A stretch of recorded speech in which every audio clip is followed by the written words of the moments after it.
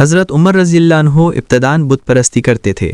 بتوں کے مقابلے ان کا گہرا ایمان تھا اور ان کے دل میں اسلام کی مخالفت کی آگ ہمیشہ جلتی رہتی تھی۔ آہستہ آہستہ جب رسول پاک حضرت محمد صلی اللہ علیہ وآلہ وسلم کی دعوت سے مسلمانوں کی تعداد روز بروز بڑھ رہی تھی، بالکل اسی وقت اسلام کو مٹانے کے لیے قریش نے بہت کوششیں کیں۔ مشورہ کر کے انہوں نے فیصلہ کیا کہ رسول پاک حضرت محمد صلی اللہ علیہ وآلہ وسلم کو اس دنیا سے ہمیشہ کے لیے ختم کر دیا جائے۔ اتنا ہی نہیں، ان میں سے ایک نے اعلان کیا کہ جو بھی شخص حضرت محمد صلی اللہ علیہ وآلہ وسلم کا سر زندہ یا مردہ لا کر پیش کرے گا، اسے 1000 سونے کے سکے اور 1000 اونٹ انعام میں دیے جائیں گے۔ اس نے کہا، اگر تم میں سے کوئی ایسا ہو تو یہ کام کر دو اور انعام لے لو۔ سب لوگ اس بات سے دنگ رہ گئے کہ حضرت محمد صلی اللہ علیہ وآلہ وسلم کا سر کیسے لایا جائے۔ سب ایک دوسرے کی طرف دیکھنے لگے، کسے یہ کام کرنا ہے۔ اچانک حضرت عمر رضی اللہ عنہ کھڑے ہوئے، ہاتھ میں تلوار تھام کر بولے، میں یہ کام کر دوں گا، میں محمد صلی اللہ علیہ وسلم کا سر کاٹ کر لاؤں گا اور سب کے سامنے پیش کر دوں گا۔ مجھے انعام کی لالچ نہیں ہے، میں سب کے سامنے وعدہ کرتا ہوں کہ جب تک محمد صلی اللہ علیہ وسلم کا سر میرے ہاتھ میں نہیں آ جاتا، میں آپ لوگوں سے نہیں ملوں گا، اور میں یہ وعدہ کرتا ہوں کہ ان کا سر کاٹ کر آپ لوگوں کے سامنے رکھ دوں گا۔ حضرت عمر رضی اللہ عنہ کی اس بہادری کو دیکھ کر سب کو لگا کہ اب رسول پاک کی جان محفوظ نہیں رہے گی، کیونکہ حضرت عمر تلوار اٹھا کر انہیں مارنے کے ارادے سے جا رہے ہیں۔ حضرت عمر نکل پڑے۔ تھوڑی ہی دور جانے پر راستے میں ان کی ملاقات نائم نام کے ایک شخص سے ہوئی۔ نائم نے انہیں تلوار لیے دوڑتے دیکھا اور پوچھا، کہاں جا رہے ہو عمر؟ تمہارے ہاتھ میں تلوار ہے، کیا اتنا ضروری کام ہے کہ تم غصے میں دوڑ رہے ہو؟ حضرت عمر اور بھی زیادہ بھڑک کر بولے، میں حضرت محمد صلی اللہ علیہ وسلم کا سر کاٹنے جا رہا ہوں۔ نائم نے جب ان کا یہ حال دیکھا اور ان کی بات سنی تو حضرت عمر کے ارادے کو سمجھ گیا۔ تب نائم نے کہا، حضرت محمد صلی اللہ علیہ وسلم کو مارنے کے بعد بنو جعمہ، بنو ہاشم، بنو عبد المناف کے تیوروں سے تمہیں کون بچائے گا؟ کیا تم نے کبھی اس پر غور کیا ہے؟ نائم کی یہ بات سن کر حضرت عمر اور بھی زیادہ غصے میں آ کر زور سے بولے، تمہیں اتنی فکر کرنے کی کیا ضرورت ہے؟ سیدھی بات بتاؤ، کیا حضرت محمد صلی اللہ علیہ وسلم نے تم پر جادو کر دیا ہے؟ مجھے لگتا ہے تم نے ان کا دین اپنا لیا ہے، اسی لیے تمہیں اتنی بے چینی ہو رہی ہے۔ کیا تم نے بھی ان کا دین اپنا لیا ہے؟ تو میں تمہیں ابھی مٹا دوں گا۔ یہ کہہ کر حضرت عمر نے اپنی تلوار اٹھائی۔ نعیم نے اور بھی بڑھ کر کہا، میں نے حضرت محمد صلی اللہ علیہ وسلم کا دین اپنا کر اپنے دل میں سچی خوشی محسوس کی ہے۔ یہ کہہ کر اس نے بھی اپنی تلوار نکالی، مگر ایک دوسرے پر حملہ شروع ہونے سے پہلے نعیم بولا، اے عمر، کیا تمہیں پتہ ہے کہ تمہارے اپنے ہی گھر میں حضرت محمد صلی اللہ علیہ وسلم کا سر پہنچ گیا ہے؟ پہلے اپنے گھر دیکھو، پھر حضرت محمد صلی اللہ علیہ وسلم کا سر کاٹنے آنا۔ نعیم کی بات سن کر حضرت عمر پر جیسے آسمان ٹوٹ پڑا۔ تب انہوں نے نعیم سے پوچھا، کیا تمہاری بات سچ ہے یا تم نبی صادق کو بچانے کے لیے جھوٹ بول رہے ہو؟ نعیم نے جواب دیا، سنو عمر، نعیم کبھی جھوٹ نہیں بولتا۔ غصے اور درد میں حضرت عمر اسی وقت اپنی بہن اور بہنوئی کے گھر کی طرف چل پڑے۔ اسی وقت ان کی بہن اور بہنوئی قرآن کی تلاوت کر رہے تھے۔ حضرت عمر دروازے پر زور سے دستک دیتے ہوئے کہنے لگے کہ دروازہ کھولو۔ حضرت عمر اتنی تیزی سے گھر میں گھسے کہ چھپانے تک کا وقت نہ ملا، قرآن وہیں پڑا رہ گیا۔ حضرت عمر بولے، میں نے تم سے کچھ پڑھتے سنا ہے۔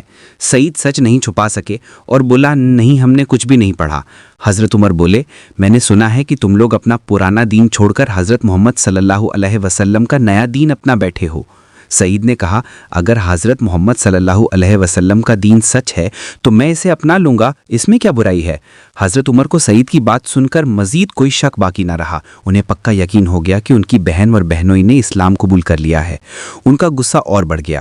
حضرت عمر نے اپنی بہن کو پیٹنا شروع کر دیا۔ کچھ دیر پیٹنے کے بعد انہوں نے اپنی بہن سے پوچھا، اچھا فاطمہ، تم بتاؤ، کیا تم دونوں نے اسلام قبول کر لیا ہے؟ فاطمہ نے بڑی ہمت اور ٹھہراؤ کے ساتھ جواب دیا، بھائی جان، ہم نے پورے ایمان کے ساتھ ایک اللہ پر اور اس کے پیارے نبی حضرت محمد صلی اللہ علیہ وسلم پر ایمان لا لیا ہے۔ آپ ہمیں جتنا ہی ستائیں، ہم یہ دین کبھی نہیں چھوڑیں گے۔ حضرت عمر نے اپنی بہن کی بات سنی۔ ان کے چہرے پر ایک عجیب سا سکون اور پکا اثر دکھا۔ یہ دیکھ کر حضرت عمر چند لمحوں کے لیے بے قابو سے ہو گئے۔ نرم آواز میں انہوں نے پوچھا، اچھا فاطمہ، جب میں آیا تھا تم جو پڑھ رہی تھی، کیا تم مجھے وہ تھوڑا سا دکھاؤ گی؟ فاطمہ نے کہا، بھائی جان، اگر آپ وعدہ کریں کہ قرآن میں لکھی ہوئی کسی بات کا انکار یا بے ادبی نہیں کریں گے تو ہم آپ کو دکھائیں گے۔ حضرت عمر نے سر ہلا کر ہاں کہا۔ بھائی کے دل میں تبدیلی دیکھ کر اور ان کی نیت سمجھ کر فاطمہ کے دل میں چین اور خوشی ہوئی۔ انہوں نے کہا، بھائی جان، اس کے لیے آپ کو پاک ہونا ہوگا، یعنی وضو کرنا ہوگا، تاکہ آپ طہارت کی حالت میں یہ دیکھ سکیں۔ حضرت عمر بولے، ٹھیک ہے، میں وہی کروں گا، मगर मुझे वज़ू करना नहीं आता। फातिमा ने उन्हें सब्र से वज़ू करने का तरीका सिखाया। वो वज़ू करके बहन के दिए हुए कपड़े पहन कर आए। फिर फातिमा ने कुरान का वो सफ़ा हाथ में दिया। हज़रत उमर ने वो सफ़ा उठाया और पढ़ना शुरू किया। चमड़े के पर्चे पर सूरह दोहा और कुछ हदीस के हिस्से लिखे हुए थे। उन्होंने इन दोनों सूरतों की तिलावत की और जैसे ही उनके मुंह से आवाज़ निकली वो खुद भी चौंक उठे। आह, कितनी मीठी ज़ुबान, कितना अनोखा बयान, कितनी खूबसूरत अदा। जब तिलावत ख़त्म हुई तो उनकी हालत पहले जैसी सख्त नहीं रही। वो पूरी तरह बदल गए थे। उन्हें मानूस सी एक नई रोशनी मिल गई। हज़रत उमर ने अपने अंदर इस गहरे बदलाव को महसूस किया और अपने बहनोई सईद से कहा, सईद, अभी इसी वक्त मुझे हज़रत मोहम्मद सल्लल्लाहु अलैहि वसल्लम के पास ले चलो। हज़रत उमर इतनी देर तक छुपे रहे कि आखिरकार बाहर आकर बोले, भाई उमर, मैं तुम्हें ये खबर दे रहा हूँ, कल रात मैंने हज़रत मोहम्मद सल्लल्लाहु अलैहि वसल्लम को ये दुआ करते सुना था, ए अल्लाह, रहमत करके अबू जहल या उमर ने से किसी एक को हमारे दिलों में डाल दे। मुझे ऐसा महसूस होता है कि ये दुआ अल्लाह ने कबूल कर ली है और इस मौके पर तुम्हें चुन लिया है। ये सुनकर हज़रत उमर खुद को रोक न सके और ज़ोर से कह उठे, ए रसूल, कहाँ हैं? मुझे फ़ौरन उनके पास ले जाओ और अभी उनके कदमों पर गिरने दो। उस दौरान हज़रत मोहम्मद सल्लल्लाहु अलैहि वसल्लम कुछ सहाबों के साथ सफ़ा के पास अकरम नाम के एक नौ मुसलमान के घर में इस्लाम पर गुफ्तगू कर रहे थे। वहाँ हज़रत अबू बकर रज़ी अल्लाह अन, हज़रत हमज़ा रज़ी अल्लाह अन और हज़रत अली रज़ी अल्लाह अन्हा वगैरह मौजूद थे। अचानक किसी ने कहा, लगता है उमर आ रहे हैं। ये सुनकर बहादुर अमीर हज़रत हमज़ा रज़ी अल्लाह अन्हु ने गुस्से में कहा, तो क्या हुआ, आने दो। अगर वो नेक नियत से आया तो हम इसका इस्तकबाल करेंगे और अगर बुरे इरादे से आया तो उनकी ही तलवार से इनका अंजाम कर देंगे। हज़रत मोहम्मद सल्लल्लाहु अलैहि वसल्लम ने सबको सुकून रहने को कहा। तुम लोग उमर को कुछ ना कहो, उसे घर में आने दो, जो कहना ज़रूरी होगा मैं खुद कह दूंगा। इतने में हज़रत उमर आ पहुँचे। हज़रत मोहम्मद सल्लल्लाहु अलैहि वसल्लम ने उन्हें अपने पास बुलाया। हज़रत उमर बतदरीज इनके पास आए तो रसूल पाक ने इनके सीने पर हाथ रखकर फरमाया, ए उमर, तुम सच्चाई के ख़िलाफ़ और कितने दिन अंधेरे में रेंगोगे और सच्चाई के ख़िलाफ़ कितनी लड़ाइयाँ लड़ोगे। अल्लाह के नबी की पाकीज़ा सोहबत ने हज़रत उमर के दिल को हिला दिया। बहन के घर में हुआ ये बदलाव पहले ही उनके दिल का मैल धो चुका था। उन्होंने सर झुकाया और कहा, ए रसूल अल्लाह, सच्चाई के ख़िलाफ़ मेरी लड़ाई ख़त्म हो गई है। अब मैं अपनी पूरी तौबत पेश करता हूँ, मेहरबानी करके मुझे अपने कदमों में जगह दे दें। ये कहकर हज़रत उमर ने अपनी तलवार रसूल पाक के पैरों के सामने रख दी। हज़रत मोहम्मद सल्लल्लाहु अलैहि वसल्लम ने पुरसुकून आवाज़ में कहा, ए उमर, इतनी देर में तुम्हारी गलत फहमियाँ दूर हो गईं। आओ, अब तुम्हें इस्लाम में दाखिल करके सच्चा ईमान अपनाना सिखा देता हूँ। दीन इस्लाम में दाखिल कर लिया। फिर रसूल अकरम सल्लल्लाहु अलैहि वसल्लम ने खुशी से तकबीर बुलंद की, अल्लाहु अकबर, और सब ने एक साथ कहा, अल्लाहु अकबर। ऐसा महसूस हुआ जैसे ये मुसलमानों की फ़तह की पहली खुशी की सदा हो और हज़रत उमर का इस्लाम कबूल करना इस्लाम की फ़तह का पहला पड़ाव था। हज़रत उमर रज़ी अल्लाह अन्हु खलीफा बनकर भी इंतहाई सादा ज़िंदगी गुजारते थे। एक गहरी रात हज़रत उमर एक आम लिबास में अब्बास को अपने साथ लेकर शहर की सुनसान गलियों से गुजर रहे थे। चलते चलते वो एक झोंपड़ी के सामने पहुंचे। उन्हें बच्चों की रोधनी की आवाज़ें सुनाई दी। झोंपड़ी की टूटी दीवार के दरार से उन्होंने देखा कि एक बूढ़ी औरत चूल्हे के पास बैठी है और आसपास बच्चे भूख से बेहाल करके रो रहे हैं। काफ़ी देर इंतज़ार करने के बाद वो परेशान होकर झोंपड़ी में दाखिल हो गए और पूछा, तुम अभी तक इन्हें खाना क्यों नहीं दे रही हो? रात हो चुकी है, ये सब भूख से निढाल हो गए हैं, जल्दी इन्हें खाना दो। बूढ़ी औरत ने उनके चेहरे की तरफ देखा और कहा कि घर में खाने को कुछ बाकी नहीं है, बच्चों को क्या दूं? हज़रत उमर ने कहा, तो हांडी में जो कुछ है वही इन्हें दे दो। बूढ़ी औरत की आंखों से आंसू बह निकले और वो बोली, हांडी में सिर्फ पानी और पत्थर हैं। हज़रत उमर हैरान होकर पूछने लगे, ये कैसे हो सकता है? बूढ़ी ने कहा, ये बच्चे खाने की उम्मीद में रोकर थक जाएंगे और फिर सो जाएंगे, मैं इनके लिए कोई राह नहीं देख रही। हज़रत उमर का दिल रहम से पिघल गया। उन्होंने पूछा, इन बच्चों के वालिद कहाँ हैं? बूढ़ी ने कहा, वो मेरा अकलौता बेटा था, कुछ बरस पहले उसकी और उसकी बीवी की वफ़ात हो गई। ये मासूम बच्चे अब मेरी जिम्मेदारी हैं और मैं बहुत मुसीबत में हूँ। मुझे कुछ समझ नहीं आ रहा कि इन्हें कैसे खिलाऊं। हज़रत उमर ने कहा, तुम बच्चों को थोड़ी देर के लिए बहलाए रहो, हम जल्दी कुछ इंतज़ाम ला कर देते हैं।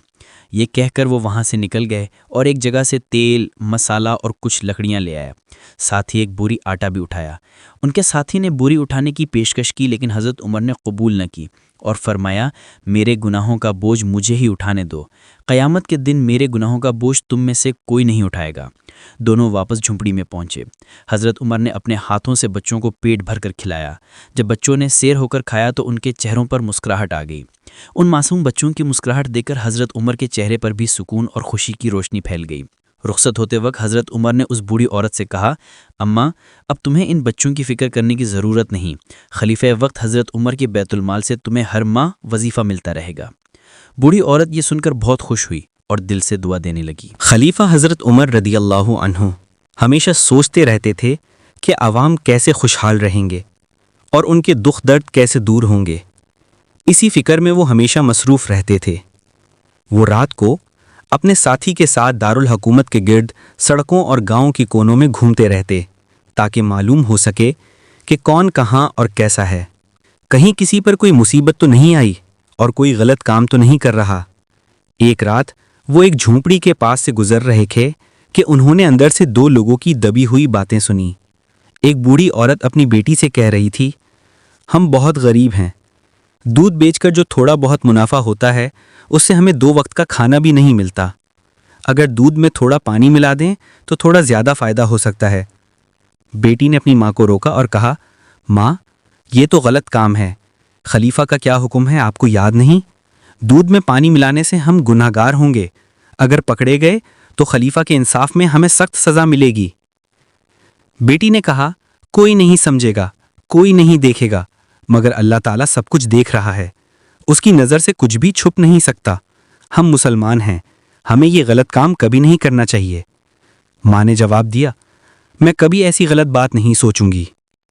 خلیفہ نے کہا، کل دربار میں حاضر ہونے کے لیے انہیں بلا بھیجنا، میں اس بچے کو اچھا انعام دوں گا۔ اگلے دن مقررہ وقت پر دربار لگا۔ خلیفہ نے پورے اعتبار اور عزت کے ساتھ ماں اور بیٹی کو دربار میں بلایا۔ اس دن کے دربار میں ملک کے داناؤں کو بھی بلایا گیا اور اپنے درباریوں کو بھی عدل و انصاف کا حکم دیا گیا۔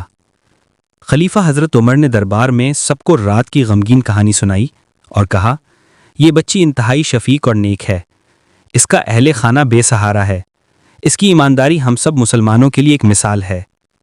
ایسی ایک اور بچی ملنا اس ملک میں مشکل ہے۔ کیا دربار میں کوئی ایسا جوان موجود ہے جو اس نیک بچی کو اپنی زوجہ کے طور پر قبول کرے؟ یہ سن کر سب لوگ خاموش ہو گئے اور خلیفہ کے چہرے کی طرف دیکھنے لگے۔ تب ایک کونے سے ایک نوجوان کھڑا ہوا اور آہستگی سے بولا، اے امیر المؤمنین، یہ بچی اگرچہ انتہائی غریب ہے لیکن سچی اور عظیم ہے، اس سے نکاح کرنا میرے لیے بہت بڑی سعادت کی بات ہوگی۔ اس کی بات سن کر حضرت عمر بہت خوش ہوئے اور فرمایا، سچے لوگ اللہ تعالیٰ کے بہت محبوب ہیں، تم میرے بیٹے ہو کر بھی اگر ایک غریب اور یتیم بچی سے نکاح کے لیے تیار ہو گئے تو اس کے لیے میں تمہیں دعا دیتا ہوں، اللہ تعالیٰ تمہیں ہمیشہ خوش رکھے۔ حضرت عمر رضی اللہ عنہ کبھی کسی کام کو چھوٹا نہیں سمجھتے تھے۔ شاہی دربار، عدل و انصاف اور سلطنت کی نگرانی سے لے کر گھریلو کاموں تک سب کچھ وہ خود انجام دیتے تھے۔ ایک دن دوپہر کے وقت جب سخت دھوپ تھی، وہ یہاں وہاں دوڑ بھاگ کر کچھ تلاش کر رہے تھے۔ اسی وقت مدینہ کے ایک معزز شخص ان سے ملنے آئے۔ انہوں نے خلیفہ سے پوچھا، اے امیر المومنین، آپ اس تیز دھوپ میں اس طرح کیوں دوڑ رہے ہیں؟ ہم سمجھ نہیں پا رہے۔ حضرت عمر نے جواب دیا، بیت المال کا ایک اونٹ گم ہو گیا ہے، میں چاروں طرف تلاش کر رہا ہوں مگر ابھی تک اس کا پتہ نہیں چلا۔ اس شخص نے کہا، اتنے چھوٹے کام کے لیے آپ کو خود تکلیف اٹھانے کی ضرورت نہیں، کسی شخص کو مقرر کر دینا چاہیے۔ خلیفہ مسکرا کر بولے، جو کام میں خود کر سکتا ہوں اسے دوسروں کے لیے کیوں چھوڑوں؟ بیت المال میری ذاتی ملکیت نہیں ہے، یہ مسلمانوں کا حق ہے، اسی لیے اسے معمولی نہیں سمجھا جا سکتا۔ یہ سن کر وہ آدمی خاموش ہو گیا، کیونکہ وہ جانتا تھا کہ حضرت عمر پورے اسلامی جہان کے حکمران ہیں، جن کے ایک اشارے پر ہزاروں سپاہی اپنی جان قربان کرنے کو تیار رہتے ہیں۔ پیارے دوستو، اگر آپ کو میری ویڈیو پسند آئی ہو تو اس ویڈیو کو لائک کریں اور میرے چینل کو سبسکرائب کریں۔ ملتے ہیں اگلی ویڈیو میں۔ فی امان اللہ۔